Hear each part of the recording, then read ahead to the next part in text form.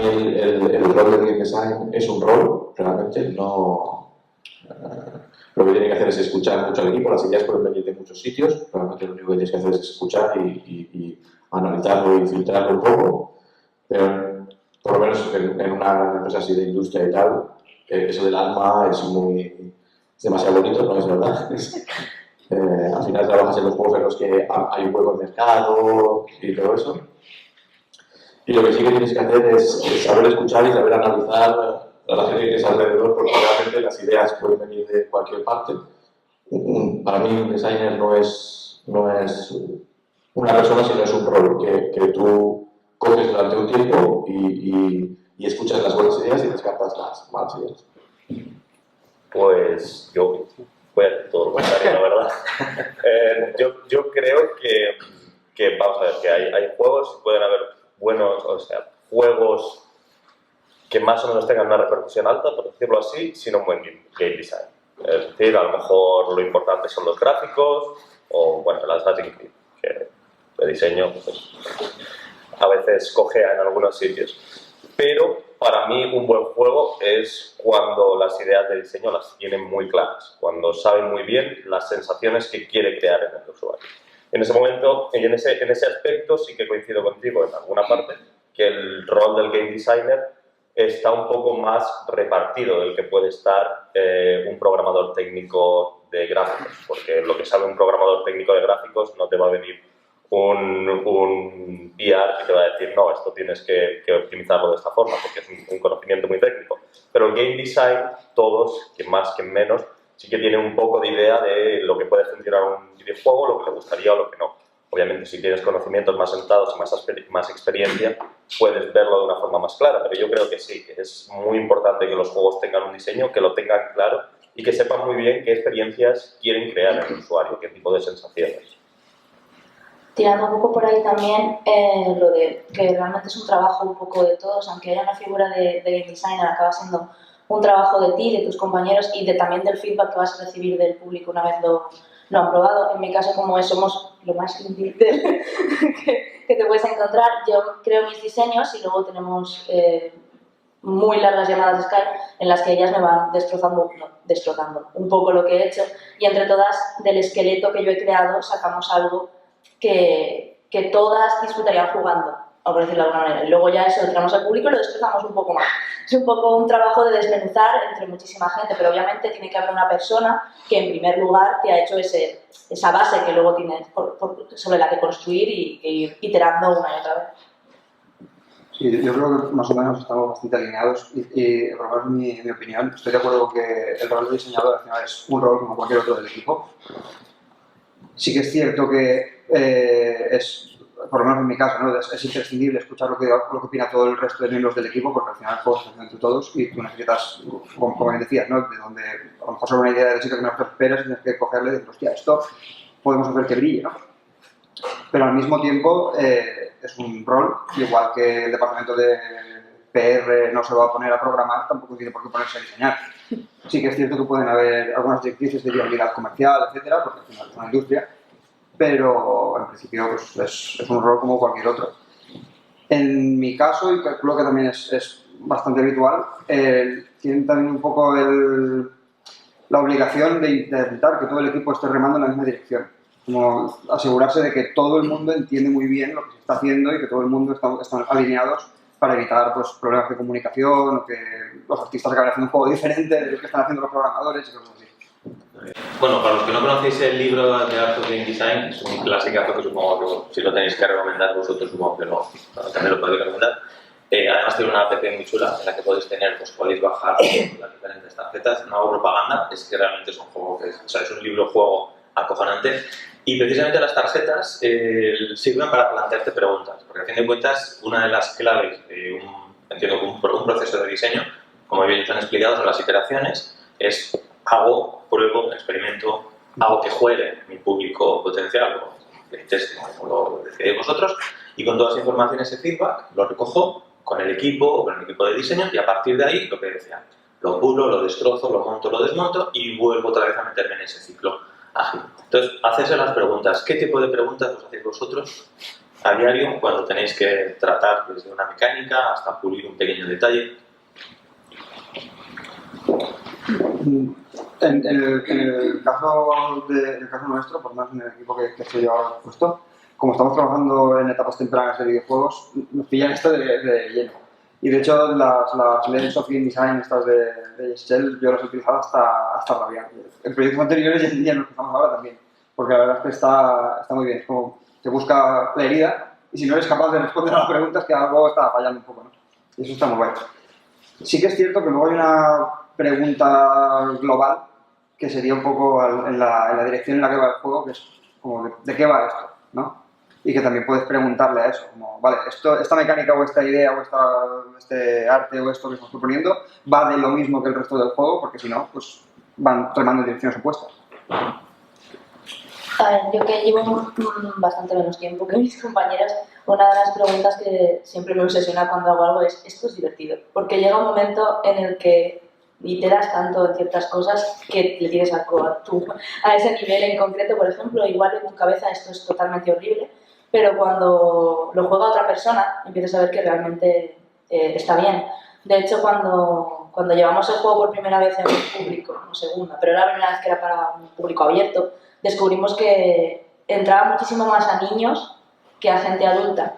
Porque aunque en el fondo del juego hubiera una rayada filosófica súper interesante, realmente era una mecánica tan sencilla que calaba muchísimo más a los niños que a gente mayor. Entonces en ese momento nos planteamos en plan de, bueno, ¿queremos seguir por aquí o queremos cambiar esto para que realmente una persona adulta pueda estar más tiempo? Que también había gente más mayor que lo jugaba y se lo pasaba y nos daba un feedback estupendo, pero los niños se lo pasaban como queríamos la redundancia.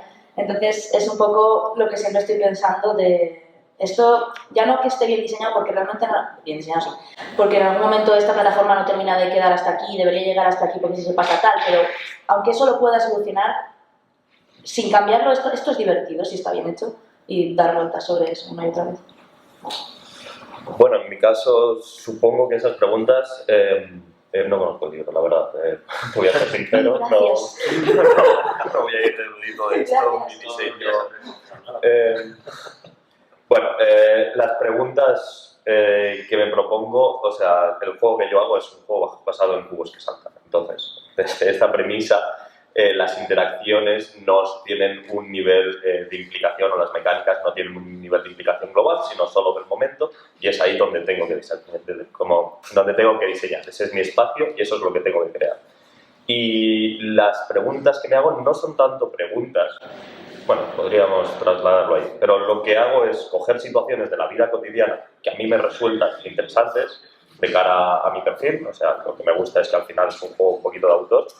Y en mi caso, lo que me gusta a mí son la adrenalina, los deportes de riesgo, las películas muy malas de acción, cuanto menos guión tenga, eso a mí me encanta.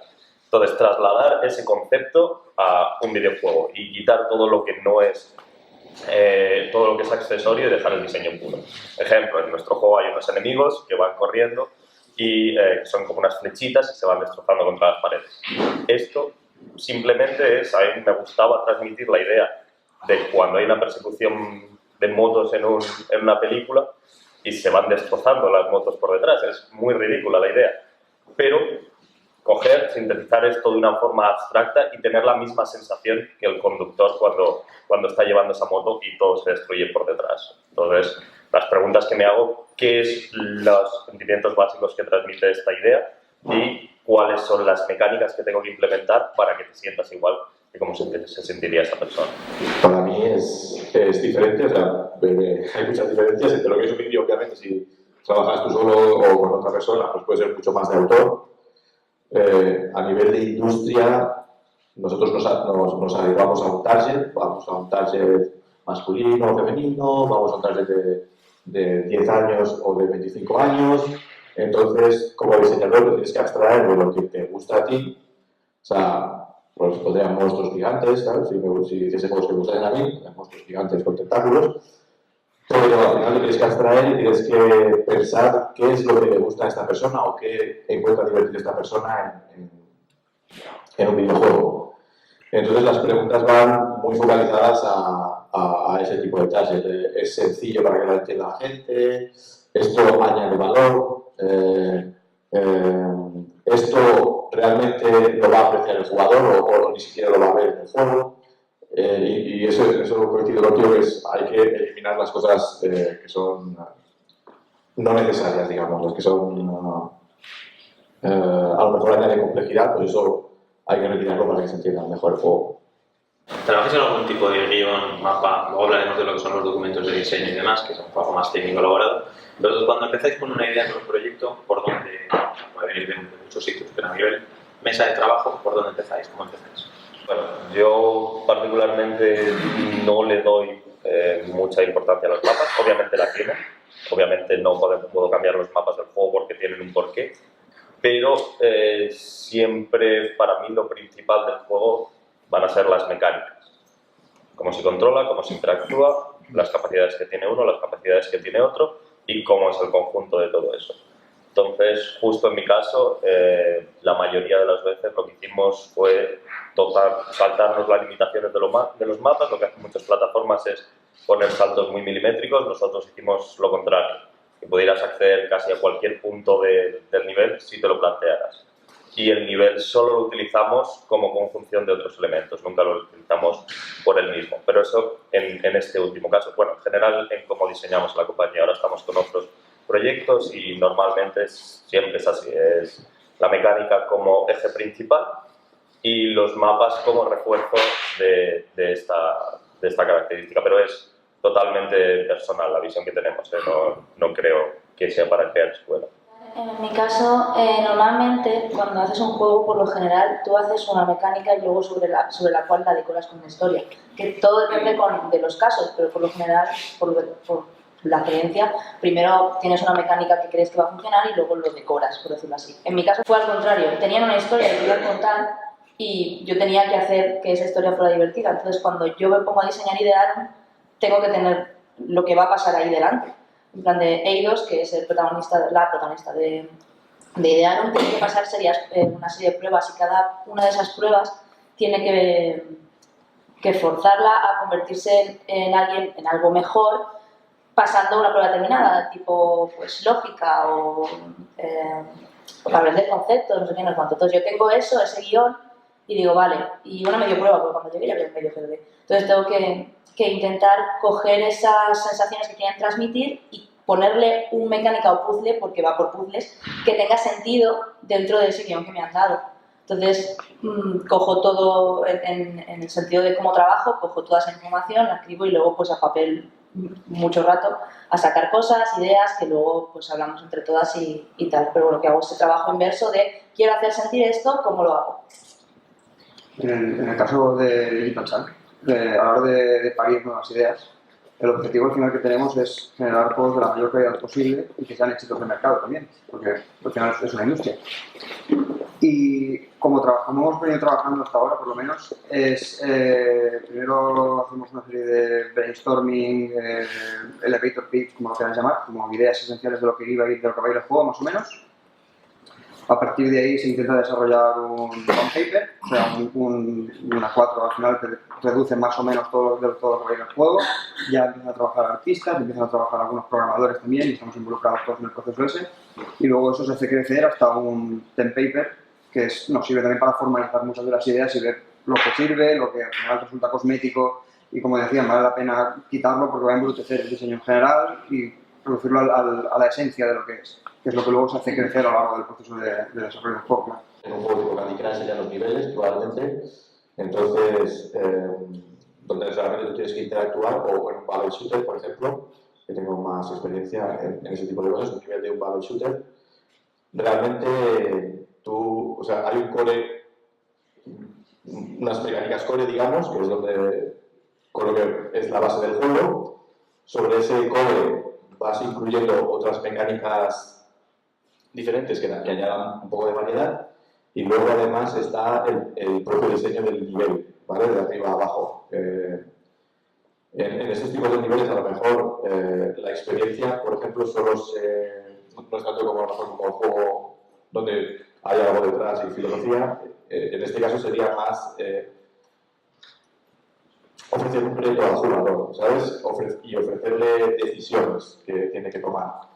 Entonces, en ese sentido sí que es muy interesante para mí un nivel o un level design o un mapa, porque realmente es lo que va a definir la toma de decisiones en el jugador y la estrategia que él va a seguir. Es muy importante el mismo y para mí sí que tiene mucha importancia el level design. Sí, a mí me gustaría añadir que me parece muy bien, o sea, para borrarle un poco esto de vidilla, bueno, de vidilla tampoco, pero de interpretar. Yo creo que lo importante en un juego es al final dónde está la toma de decisiones. En un juego estratégico las decisiones van a ser a largo plazo dentro de lo que es un videojuego, y en un juego de acción como es el nuestro las decisiones van a ser de cuestión de milisegundos. La gracia es que esa toma de acciones sea lo suficientemente rica como para mantener al jugador enganchado y que haya una profundidad, que haya una correlación entre unas y otras. Al final en eso de los mapas, al final es lo que realmente el jugador va a interactuar, es todo lo que va a interactuar. O sea, en tema de un nivel, por ejemplo, al final tú puedes tener mecánicas muy guays y tal, pero al final lo que importa es el nivel, digamos, completo y la experiencia que va a tener de reto y de decisiones durante ese juego. Claro, sí, se plantea una serie de mecánicas, pero al final donde se interactúa es en el espacio del juego, ¿no? Exacto. Que es lo que refuerza la toma de decisiones, que va a impactar en el diseño. Entender que esta mesa es complicada, digamos, de dirigir, porque cada uno de los diseñadores trabaja en un tipo de juego bastante distinto. No es lo mismo un juego que un componente narrativo en el que pasan cosas, descubres pistas y vas desbloqueando, digamos, espacios, a lo que decía Julián, un bubble shooter en que lanzo burbujas y la pregunta es ¿y por qué? ¿Para qué? ¿Este es bueno? ¿Este es malo? A lo mejor no importa, o sí, no lo sé. En el caso del Lucas, claro, esa acción, esa adrenalina, es otro concepto. Y bueno, hay otros juegos que son como más, no sé, más emocionales, en los que entran en juego otros componentes. De todas formas, lo que sí que es importante que entendamos es que esto es como un iceberg. Hay una parte más visible y hay una parte menos visible. ¿Qué quiere decir? Que el trabajo que estos señores hacen, de alguna manera, implica muchas cosas que vosotros, como jugadores, digamos que no sois conscientes de que están ahí, pero las vais a sentir y las vais a experimentar, ¿no? Entonces, hay una parte tecnológica, desde luego, de programación que a ti te da igual cómo se ha hecho en juegos, con Unity o con Unreal, como sea. Tú lo que quieres es que el juego vaya bien en el ordenador, que la experiencia sea positiva, pues lo mismo pasa con aspectos de gráficas, con aspectos de mecánicas, con aspectos de historia. Cuando hablamos de industria, que ese es un elemento que en este Valencian Design queremos poner encima de la mesa, los videojuegos son arte, son cultura, pero también son industria, no lo olvidemos, y hay que empezar a pensar en que si queremos generar un tejido profesional, hay que empezar a considerar el videojuego como lo que es una industria creativa y con todos sus retos. ¿Dónde entra el guionista? Narrative designer, pregunta que os lanzo. ¿Construís las historias vosotros? ¿Trabajáis como guionistas o con gente del equipo? ¿Es todo el equipo el guionista? Fue un trabajo dentro de Digital Sun, dentro del equipo, aunque más tarde hemos tenido refuerzo de un escritor de Estados Unidos también, para llevarnos a Iván y tal. En el caso de la siguiente idea en la que estamos trabajando, es una coproducción entre Digital Sun y Silly Works, que es un estudio de animación que pertenece a Walframe también. Y como ellos tienen experiencia en cine, han trabajado para Nickelodeon, haciendo cortos, etc., tenemos un creative writer que es de Silly Works, que estamos todos en la misma oficina, repito, o sea que... Y luego se hace un trabajo de narrative designer, que es una mezcla entre trabajo mío y trabajo de este creative writer, para intentar definir de qué manera vamos a contar esa historia que estamos intentando crear para el mundo. En mi caso, somos un equipo muy pequeñito, pero da la casualidad de que tenemos una chica que se dedica única y exclusivamente a escribir. De hecho, es una escritora de República Checa que no había hecho un videojuego en su santa vida. Entonces empezó a escribir un blog sobre cómo había cambiado de ser una escritora de libros a videojuegos y cómo había estado investigando cómo hacerlo y tal. Entonces, a nosotros, Ana, en este caso, nos manda una cosa que es tal cual un libro, y nosotros le ayudamos un poco a decir, oye, mira, en este cuadrado no puede haber más de tantas líneas, tienes que hacerlo de esta manera para que veamos cómo distribuir los diálogos. Entonces ya le ayudamos en lo que viene a ser transformar su arte, que es la escritura, y adaptarlo al juego, porque todo lo que escribe no podemos meterlo. Entonces, de alguna manera hacemos un trabajo cooperativo, porque como yo vengo de comunicación audiovisual, sé de storyboard, de guiones, entonces entre las dos cogemos su historia y la pasamos un poco a imágenes y cómo van a ser las cinemáticas o dónde va a estar colocado cada cosa para que tenga sentido con lo que ella ha escrito. Entonces es un poco trabajo compartido de las dos durante el proceso. Bueno, en mi caso, insisto, mi juego va de cuadrados. No hay historia alguna, no queremos que haya historia alguna, intentamos reducir todos los elementos al más mínimo posible y una cosa que tuvimos clara es que no iba a haber historia de ninguna de las maneras. Hemos tenido ofertas de gente que quería meter historia, no hay historia, no va a haber historia. Pero, desde mi perspectiva personal, si piensas el juego con historia desde un primer momento, si piensas el juego con narrativa, lo mejor es integrar el equipo cuanto más mejor en el juego. Para mí el mejor ejemplo de narrativa en videojuegos de la pasada generación posiblemente sería ese Portal 2, que integra totalmente la historia sin una sola cinemática dentro de las mecánicas, dentro del juego en sí mismo. Y esto para mí es el ejemplo perfecto de aprovechar el medio que tenemos, que es un medio que nos permite interactuar, con disfrutar de una historia. Si tú juegas un videojuego, llegas hasta cierto punto, te ponen un vídeo y continúas, lo que estás viendo es una película de cachos y tú lo que estás haciendo es el camino de A a B para ver el siguiente cacho. Si tú integras totalmente la historia dentro del videojuego, tienes una experiencia totalmente nueva. Entonces, yo si alguna vez tuviera que diseñar un videojuego con narrativa, me gustaría que fuera así. Lo que de cara a la producción es mucho más complejo. Integrarlo que tener un equipo que sepa los vídeos que tiene que hacer y otro que los reproduzca en el momento oportuno. En nuestro caso, ahí está, o sea, hay una persona que se dedica exclusivamente a la narrativa, aunque también los juegos normalmente de aquí tienen muy limitada la narrativa, no es necesario para ofrecer una experiencia de juego de 5 minutos en el metro tranquilamente haciendo tus movimientos y tu juego. Pero cada vez se está integrando más. Yo he coincidido totalmente con lo que ha dicho él antes, o sea, la narrativa no simplemente es para un juego y mostrar un diálogo y realmente debería estar totalmente integrado en el juego, cuanto más mejor. Nosotros como trabajamos es, ya que la narrativa, propiamente dicha, está externalizada, hay una persona específica que hace design narrativo o de historia. Lo que sí que hacemos nosotros dentro del equipo es poner un poco de contexto a lo que estamos haciendo, para que todo el mundo en el equipo tenga claro cuando desarrolla qué es lo que está pasando, ¿no? Pues si tiras burbujas, qué son esas burbujas, o qué es lo que está haciendo la bruja moviéndose por todo el mapa, y etcétera. Digamos, tenemos una especie de pequeña historia, ¿no?, interna, totalmente interna, que a lo mejor el jugador ni se entera ni a lo mejor ni le interesa, pero sí que dentro del equipo sí que tenemos un pequeño contexto, una especie de pequeña historia donde definimos por qué haces lo que haces y qué son las cosas con las que interactúas. Claro, cuando esto lo llevamos a un nivel más extremo, pues vuelvo al libro de Jesse Shell, ahí tenemos toda una serie de procesos, tenemos la interfase, tenemos prácticamente, pues bueno, otros jugadores, el tipo de jugador tipo al que tú te diriges, que muchas veces te sorprende, hasta que no coges tu juego y lo pones, digamos, en manos de los jugadores, es cuando te tienes que hacer la pregunta del millón, es decir, ¿realmente este juego lo he hecho para mí porque me gusta y me apetece, es un juego de autor, lo que decía Lucas? O como dice Julián, o estamos hablando de un juego que es para millones de personas que queremos que se gasten X dinero y las juegan en el metro y que con un toque de botón automáticamente me están ingresando X dinero. Todas esas preguntas implican responsabilidad. Entonces, esa responsabilidad, entiendo que cada empresa es diferente. En el caso de King hay todo un protocolo además de trabajo, que decía Julián. En King además han ido iterando mucho, o sea, por ejemplo, inicialmente, con que la figura del narrative designer no existía, preguntabas cosas como, oye, ¿y esto por qué? Que, no importa, es importante, la experiencia de juego funciona, ¿para qué queremos añadir cosas? Pero ¿qué pasa? Que dentro del equipo hay gente que se pregunta, oye, a mí me apetece saber por qué esto es así, y tengo todo el derecho, y por lo menos un contexto narrativo interno es algo que funciona. En el caso de vuestros juegos, por ejemplo, cuando tenéis este tipo, digamos, de experiencias que luego van a ir relacionadas con lo que es el Game Design Document, ponemos un ejemplo. Objetivos de lo que es un Game Design Document, no sé si se le ve en la diapo. Pero bueno, a vosotros nos interesa lo que pone en la pues más para la gente. ¿Cómo preparáis un Game Design Document y qué tipo, digamos, de contenidos realmente para vosotros es lo básico para empezar?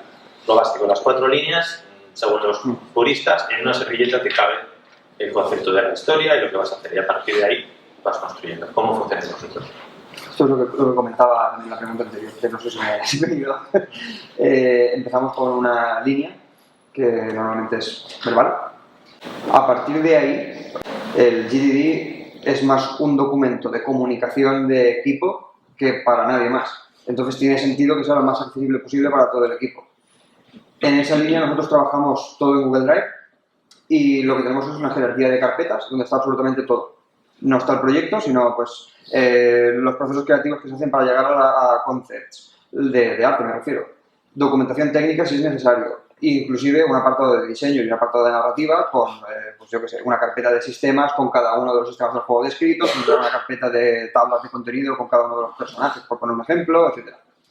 Porque veíamos que tenerlo indexado en un documento, en realidad lo que hacía era generar una documentación farragosa y evitar que la gente pudiera entrar, interactuar, proponer dudas, incluso poner comentarios al margen, como se puede hacer en Google Drive, que eso genera discusiones que por lo general mejoran los aspectos del juego. Entonces sí que tenemos un GD tal cual, que lo escribo yo, y tenemos todas las versiones ahí, 0.1, 0.1, 0.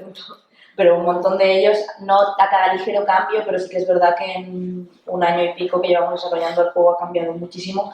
Entonces sí que tenemos un Drive, por supuesto, con cosas antiguas y tal, organizado de manera que todas podamos acceder, pero nos organizamos más con el tema de las reuniones porque, como ya he dicho, trabajamos a distancia, entonces cada reunión que tenemos es súper vital para ver lo que está haciendo cada uno. No es como estar en una empresa o en una zona conjunta, hay que organizarse de manera diferente porque no podemos en cualquier momento ir a la mesa de al lado y preguntar, oye, ¿qué está? Entonces, nuestro sistema de organización es el que nos hemos podido hacer para sobrevivir, que es ese.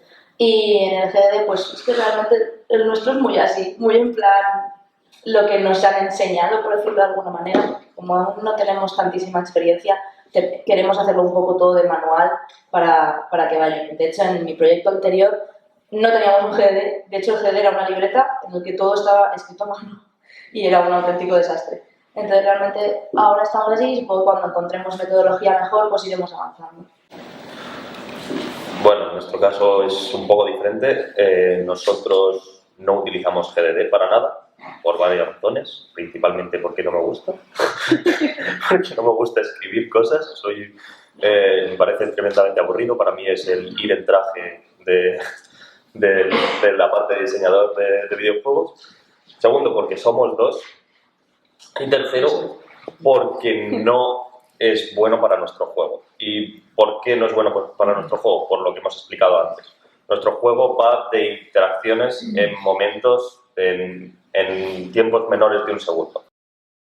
Cuando estás haciendo un juego complejo, entiendo que dejarlo sobre el papel, todas las interacciones que hay entre los diferentes sistemas, si afecta esto o afectará a otra parte del mundo, es necesario. Pero cuando estamos hablando de cosas que duran 0,4 segundos, no es necesario, porque por muy bien que lo pienses, la mejor manera es probarlo. Y eso es como de verdad trabajamos nosotros. Nosotros pensamos una mecánica y la implementa uno y el otro la prueba. De hecho, para diferentes mecánicas de nuestro juego, lo que hacíamos era, lo implementábamos los dos a la vez, cada uno por nuestra parte, porque tenemos la característica de que además somos programadores. Él por su parte, yo por la mía, él también diseña, Ruyer.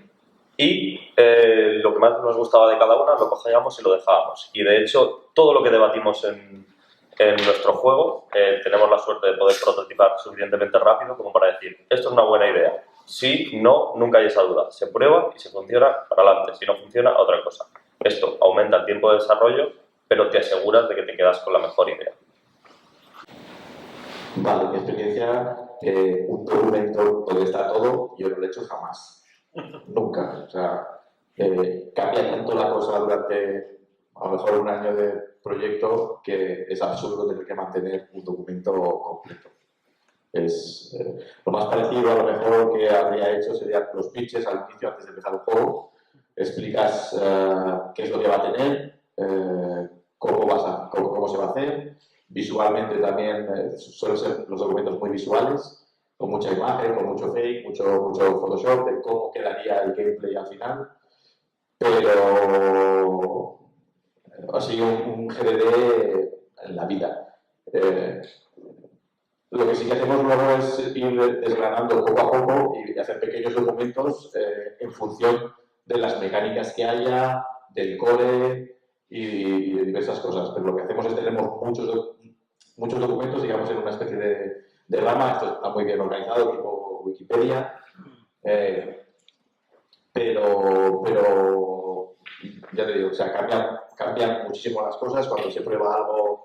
O sea, tú lo documentas al principio, alguien lo prototipa, luego se ve que no funciona, hay que cambiarlo, tienes que actualizar el documento y actualizar un documento así grande, enorme, sería imposible. En nuestro caso es exactamente lo mismo. Tenemos documentos pequeños para cada aspecto del juego porque eso es lo que iteras. No tienes que intentar actualizarlo todo, cada iteración. Lo que tengo es una duda también para ti. Sí. Entiendo que por vuestro juego también puede ser al hacer diseño por agregación, ¿no? Porque al final estáis trabajando una mecánica, veis lo que funciona, lo quitáis o lo dejáis. Sí. Se puede correr el riesgo en juegos más grandes de generar el efecto de pizza 4 estaciones, en el que se han ido metiendo cosas que molan, pero al final entre ellas no acaban de casar. Bueno, es que no es por agregación, es por iteración. Entonces, pruebas la mecánica por separado, funciona, la pruebas en conjunto con otra cosa, funciona, y vas iterando sobre todo el conjunto desde más pequeño a más grande. No, la verdad que funciona bastante bien, lo único que requiere es mucho tiempo. ¿Hacéis el juego que os gustaría jugar a vosotros, como dicen a veces muchos autores, o hacéis el juego pensando siempre en vuestro público para que tenga esa experiencia? ¿Y qué es lo que pretendéis, para ser concretos, del último juego que estáis haciendo ahora mismo? ¿Cuál sería esa experiencia memorable que queréis crear en el jugador? No hago el juego, sí hago un juego que me gustaría jugar a mí, pero por encima de eso creo que hago un juego que transmite las sensaciones que me gustan a mí. Y eso yo creo que diferencia unos diseños de otros. Entonces, lo que hablabas antes, sí que quería hacer un pequeño inciso que decías, es juego de autor, y te importa menos o sea, no sé cómo lo has dicho, no entendía a lo que te referías, pero vamos, lo importante aquí es que yo tengo que asegurarme como diseñador de que yo transmito correctamente las experiencias que quiero. No tiene que ser para todo el público, pero sí que el público que le gusta eso le llegue bien la experiencia, y eso es básico.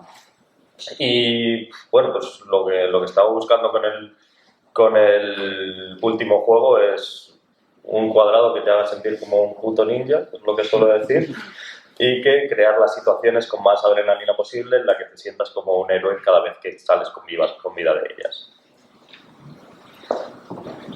Vale, yo ahora en el juego en el que estoy trabajando, hace poco hemos hecho un documento, por ejemplo, para mantener la visión, para compartirla con el equipo, que es lo que queremos hacer. La primera slide es de qué va el juego, o sea, qué es lo que queremos transmitir al jugador con este juego. Y la siguiente slide que he añadido es qué experiencias queremos que el jugador tenga. Y eso, digamos, está como muy resumido, está muy en puntos muy básicos, muy claros. O sea, son, por ejemplo, el juego son 3 puntos y qué es lo que queremos transmitir al jugador. Pues ya son más puntos, es como una especie de evolución de lo previo. Y creo que es importante tenerlo claro y que todo el equipo lo tenga claro para que cuando se hagan, pues eso, reuniones donde se pidan mecánicas o tal, todo el mundo tenga claro qué es lo que queremos transmitir al jugador. Yo creo que cuando empezamos a idear hubo un poco de choque de intereses en el sentido de que para Andy, que es la que creó el proyecto, quería transmitir una historia y quería transmitir una moraleja, por decirlo de alguna manera, sobre encontrar tu forma de ser más perfecta. Es muy filosófico todo esto, pero bueno, es como me llevo. Entonces, para ella eso es muy importante y yo creo que cuando llegué al proyecto era muy frenética, porque el primer nivel era un nivel de plataformas y ella cuando me daba feedback me decía, es que me caigo. Y yo, ya, es que es el nivel de plataformas, te caes porque fallas y lo vuelves a intentar. Y después me dice, no, pero es que necesito que la gente no... O sea, como que lo quería todo muchísimo más sencillo para que simplemente disfrutara del viaje y tal. Entonces tuve que... En parte, ahora estoy haciendo un juego que me gusta, pero por el tema de la pregunta, si estás haciendo un juego para el jugador o algo que te gustaría jugar a ti, yo ahora mismo estoy a full con lo que quieren transmitir a los jugadores, porque si por mí fuera sería bastante más difícil.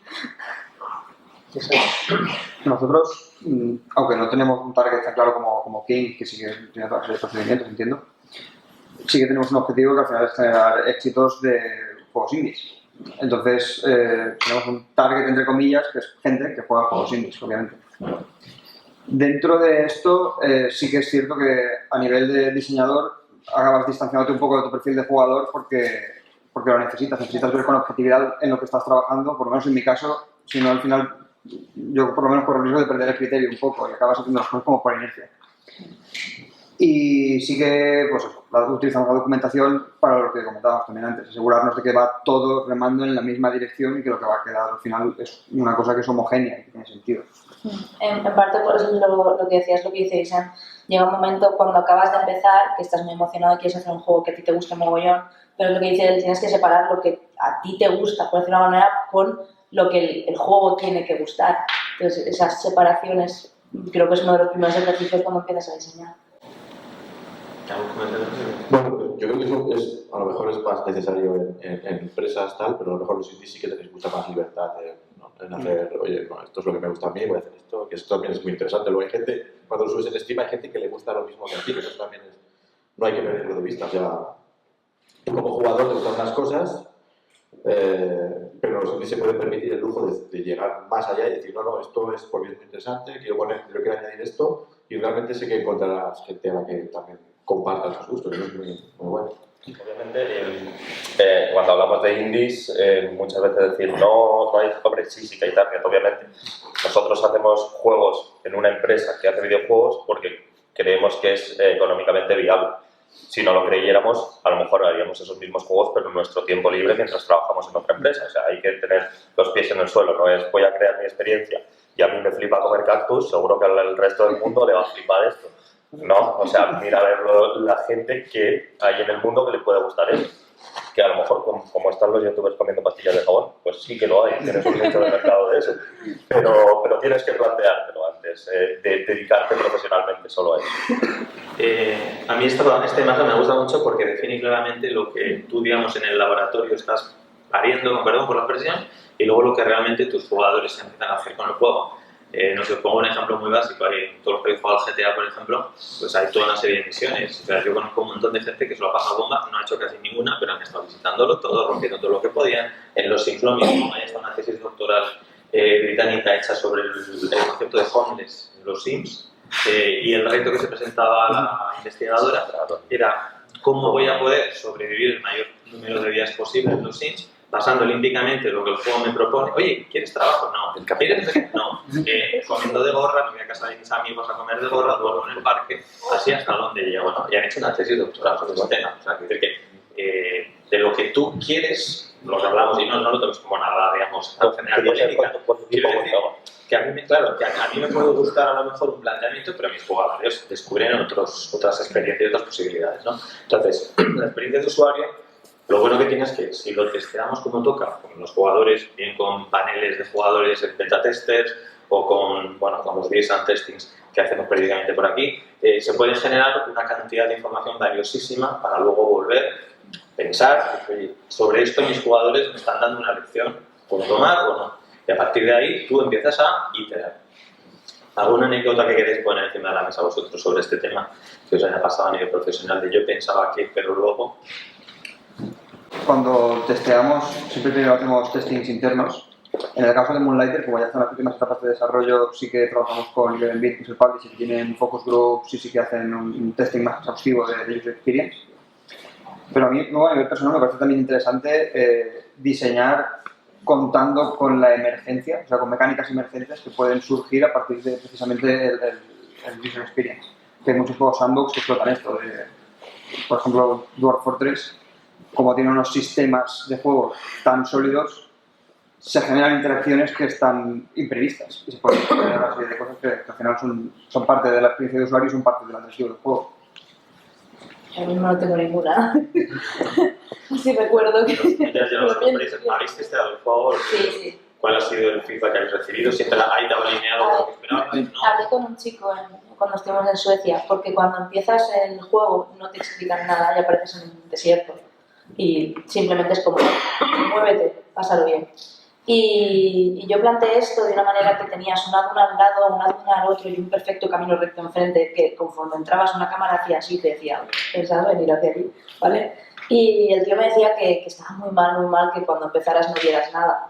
Pero es que en ese sentido yo dije, ya, pero es que este juego es tal cual así en la historia porque el personaje tal cual acaba de nacer ahí y yo quiero que tú te sientas tan confuso como el personaje en ese momento. Y me dice, ya, bueno, pero es que no puedes hacer sentir confuso al jugador. Digo, ¿por qué no? Entonces tuve un debate muy interesante con este chaval, que realmente luego andas, si das 3 pasos en el camino correcto, ya ves una cosa negra enorme que es a la que supone que tienes que ir, y si te pierdes, puse unas sombras por ahí que se van moviendo y te llevan al sitio. Quiero decir, está hecha de manera que no te puedas perder. Pero tuve discusión, no, fue un debate interesante con ese chaval durante mucho rato sobre que hacer sentir al jugador que está perdido no estaba bien. Y yo, bueno, pero esto es lo que quiere transmitir este juego en este momento, ¿no? Tampoco es que te vayas a hacer sentir tonto durante 2 horas. Entonces,